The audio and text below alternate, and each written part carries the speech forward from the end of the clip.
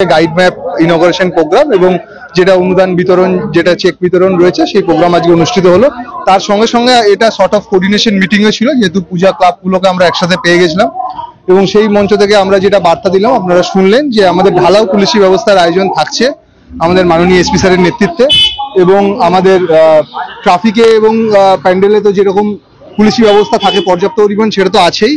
তার সঙ্গে সঙ্গে আমরা নারী নিরাপত্তা সুনিশ্চিত করার জন্য আমাদের pink mobile, black winners, green winners থাকছে বিশেষ বাইক বাহিনী, যেটা আমরা আগের বছরে বের করেছিলাম। এটা আরো নবকলেবরে এবং আরো আমরা বিভিন্ন জায়গায় যদি আলাদা আলাদা বের করা যায় তার আয়োজন আমরা করছি।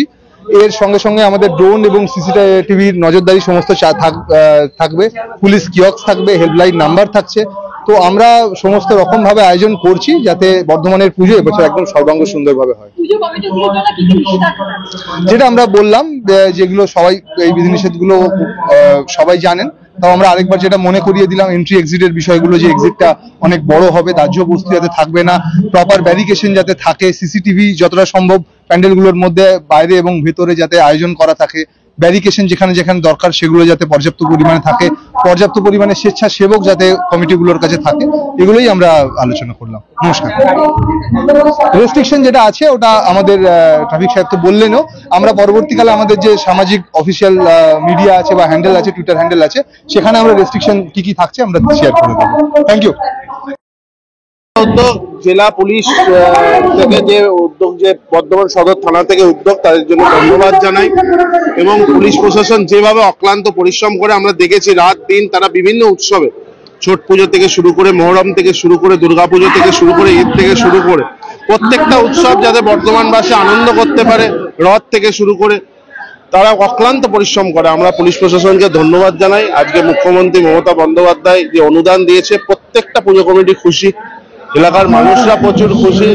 এরকম আমরা মুখ্যমন্ত্রীকে আমরা গর্বিত যে তারা আমাদের দুর্গাপুজোয় যে অনুদান দিয়ে, যে অনুদানের সমস্যা হতো পুজো করতে, অনেক পুজো কমিটির সমস্যা হতো আর্থিকভাবে, তারা সহজেই পুজো করতে পারছে এবং বিভিন্ন আরো উদ্যোগ নিতে পারছে তার সাথে সাথে।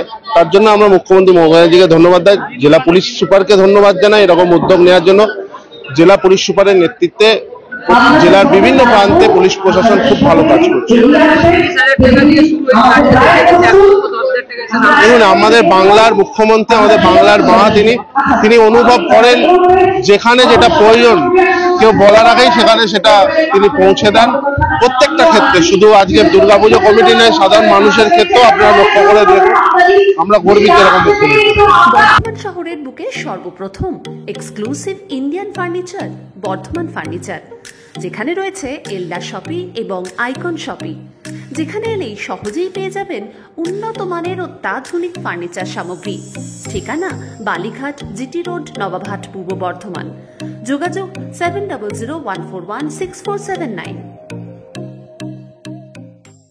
আপনার গাড়ির অভ্যন্তরীণ সাজসজ্জার জন্য সেরা ঠিকানা কার ডেকার। শখের গাড়ি সাজাতে কিংবা সমস্ত রকম অ্যাক্সেসরিজ চান, তাহলে চলে আসুন কার ডেকার শপে। ঠিকানা ঘরদচটি, ডিভিসি মোড়, পূর্ব বর্ধমান। যোগাযোগ নাম্বার 6204481691।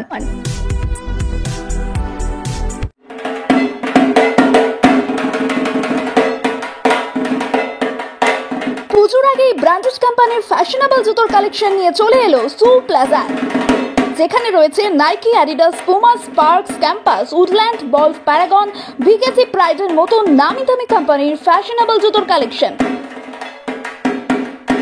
ছোট থেকে বড়, মহিলা পুরুষ উভয়ের জন্যই রয়েছে জুতোর কালেকশন সু প্লাজাতে।